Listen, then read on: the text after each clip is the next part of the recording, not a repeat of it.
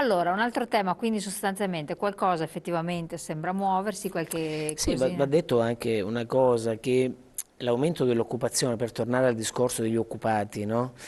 E attenzione che siamo partiti nel mese di aprile, quando sono partiti gli stagionali nel mese di aprile. Ah, Quindi le assunzioni che sono sono già state per partiti l'aumento quindi. sono partiti stagionali, quindi non si sa quanti, quindi voglio dire, prima di fare una valutazione sui numeri, bisognerebbe a mio avviso aspettare almeno fine giugno, ma proprio almeno.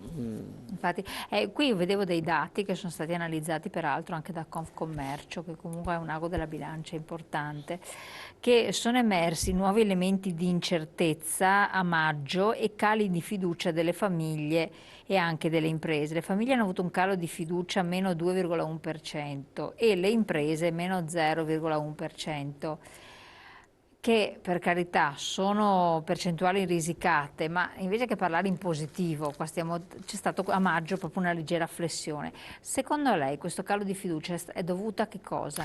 Ma io, Anche perché c'è il periodo elettorale, sì, quindi ma io non ho visto, allora in questi mesi c'è stato sempre un calo di fiducia, quando che è stato detto che i consumatori hanno più fiducia, le imprese, era l'Ocse, ma non erano i dati Istat che sono i nostri. L'Ocse diceva aumenta la fiducia degli italiani, in realtà l'Istat dava i dati di questo tipo. Quindi per me questo dato continua a essere un dato di sfiducia che persiste, ecco. Per me non c'è stato un calo, proprio perché io mi baso sui dati Istat. Era l'Ocse che diceva, mi sembra il mese di marzo, e adesso poi è sì, aumentato vabbè. l'indice, invece non è così, anche per le industrie non è stato così. Ma parentesi, l'ultimo dato Istat sull'occupazione parla di una diminuzione dello 0,2 per quanto riguarda le imprese industriali. Per questo dico attenzione, non è che ci sono adesso questo aumento Sì, viene per il fatto, c'è l'aumento dell'occupazione per il discorso dei stagionali, perché c'è stato un certo. calo, come c'è stato un calo ulteriore nell'edilizia, il 21° L'edilizia, trimestre di calo nell'edilizia. e Se questo non riparte l'edilizia, non riparte il paese. Questo è.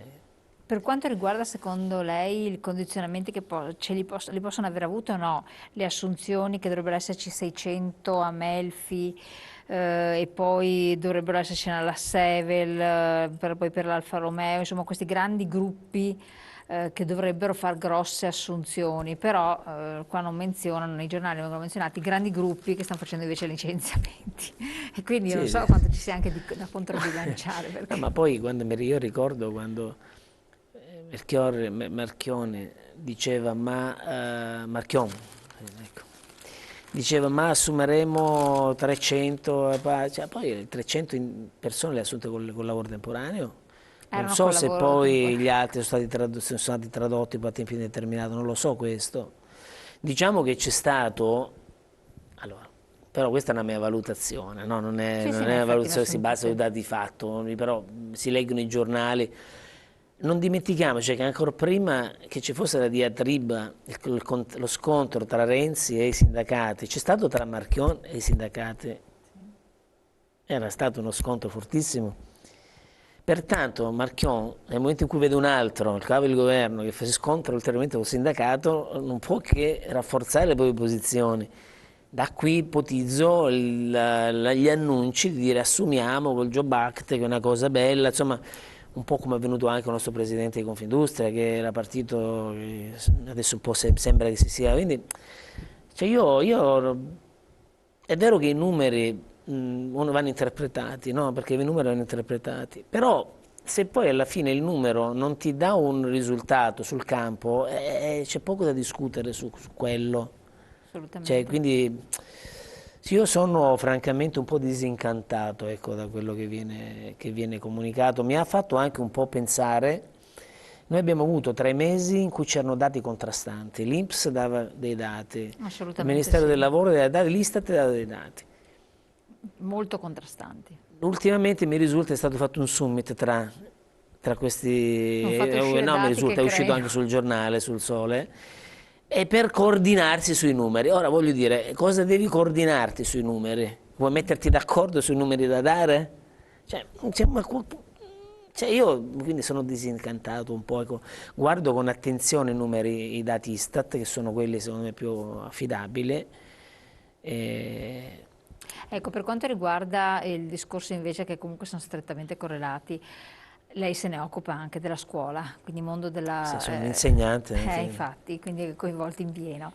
Tra l'altro poi c'è la scuola formazione, poi il mondo del lavoro sono dei passaggi che comunque vi riguardano. Il mondo della scuola in Gran Subbuglio non è stata, questo sarà un periodo cruciale, che da un lato sembra che Renzi abbia allungato la mano agli studenti, però non si capisce come e in che termini, perché in realtà i più insoddisfatti poi erano tutto sommato i lavoratori della scuola. sì, è vero. Cioè, alla fine non si capisce più niente. Che cosa sta succedendo secondo lei? Ma, Quali sono le scontentezze di fondo? Quali... ma questa apertura che c'è stata è stata secondo me intelligente da parte di Renzi, no? Questo tentativo di apertura, di accettare consigli, suggerimenti, confrontarsi sulla scuola, parlo. È un modo per, in qualche maniera, per ricompattare il partito, quindi a parte che è stato necessario perché c'è stato il subbuglio da parte di tutti, nessuno era contento. Infatti c'è una Ma cosa... neanche i presidi mi risulta. Peraltro tra i presidi c'è una grana molto grossa che non viene detto, che non ci sono presidi. E ci sono presidi che hanno una cattedra, una dirigenza e come si dice, è un'altra sede, una reggenza si una chiama così. reggenza. Lo stesso in Veneto, il nostro provveditore di Padova è stato dato Padova e anche Rovigo, voleva essere dato anche Treviso, devono dargli. Cioè, capite bene che un provveditore come fa? Parlo il provveditore. I presidi a loro volta anche hanno la scuola, hanno una reggenza e anche più di una reggenza. Quindi diciamo che bisognerebbe preoccuparsi di trovare presidi. L'ultimo concorso è stato fatto 3 o 4 anni fa. Quindi diciamo questa è una grana grossa per la scuola che non viene, di cui non si parla, perché oggettivamente mancano i presidi. Non c'è probabilmente anche la volontà, perché il preside comunque è un costo importante per la scuola, quindi si cerca un attimo di far lavorare su più scuole, ma secondo me non viene fatto un buon servizio. Ecco. Sul discorso della scuola, secondo me sono stati creati anche in questa occasione dei contenitori vuoti, perché vuoti, o almeno che non vanno a incidere molto su quello che è già esistente, perché per esempio quando si dice diamo più potere al preside, però gli organi collegiali all'interno della scuola restano, il collegio docenti, i Certo, consigli di sì. classe, il consiglio Ci sono d'istituto. svuotati di ogni... No, se non vengono rivisitati, questi organismi hanno potere, quindi il preside comunque si trova imbrigliato in una situazione. L'unica cosa che potrebbe fare, che stando a quello che sono i dati, lo stato dell'arte, però ancora vedremo cosa succederà in questi mesi al Senato, i cambiamenti, il preside può, ecco, attingere a questa graduatoria che non si sa se è provinciale o regionale dei docenti. Allora cosa succederà? Che il docente che ha un bel curriculum viene subito, e invece il docente che ha di fresca nomina un bel curriculum viene in qualche maniera, e anche lì andrebbe un attimo gestito, però non si comprende se sarà una graduatoria regionale, provinciale, non si capisce ancora, non si sa nulla perché è tutta una cosa ancora, farraginosa. è Che una cos'è cosa che... vuota, ecco. Sì. Lei si è confrontato con gli studenti anche, che cosa emerge dai giovani? Ma io credo personalmente che l'ultimo anno di scuola dovrebbe essere orientato al mondo del lavoro. Infatti, trovandosi anche a cavallo in questo, manca questo contatto. Sì, sì, questo mi sembra che la riforma voglia indirizzare in questa direzione. Io vedo i ragazzi di quinto superiore che sono, si può dire, smonati ogni tanto, sì, perché te li vedi che sono già adulti, hanno già un sacco di cultura fatta all'esterno della scuola. Perché la cultura non se la fa uno più a scuola, la fa all'esterno, basta vedere internet, basta... Hanno maggiori aperture, opportunità di apertura. Sanno più dei professori certe volte, su alcune cose, chiaro. Per cui il quinto anno io li vedo, i ragazzi che arrivano, disincantati, c'è proprio... Quindi sarebbe Ma sono utile... disincantati nel senso anche di sfiduciati nei confronti di quello che gli può offrire il nostro paese, il mondo del lavoro, e già proiettati, oppure Diciamo demotivati. che loro sentono quello che tu dici, lo considerano scontato.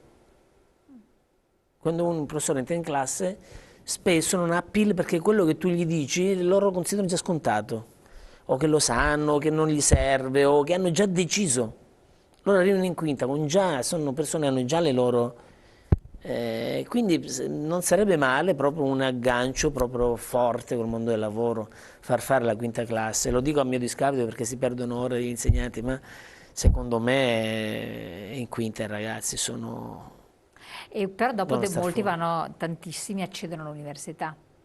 Ma io sto notando che, per esempio, ho chiesto ai miei ragazzi Che scuola quest'anno che sono? escono pochi vanno all'università. Ma che istituto è? E sì, un tecnico, È il tecnico però, sì. ragioneria.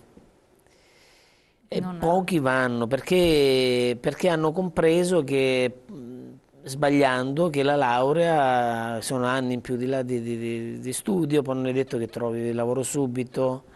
queste, Sbagliando perché comunque poi a lungo periodo la laurea è importante, se vuoi fare una carriera esatto, importante. quanto conta la famiglia, quanto conta invece il mondo Sulle scelte? dell'informazione, esatto, il mondo dell'informazione, se lo seguono, e quanto gli insegnanti. Secondo me conta molto, conta di più quello che loro pensano. Noi arrivati in quinta, loro già decidono.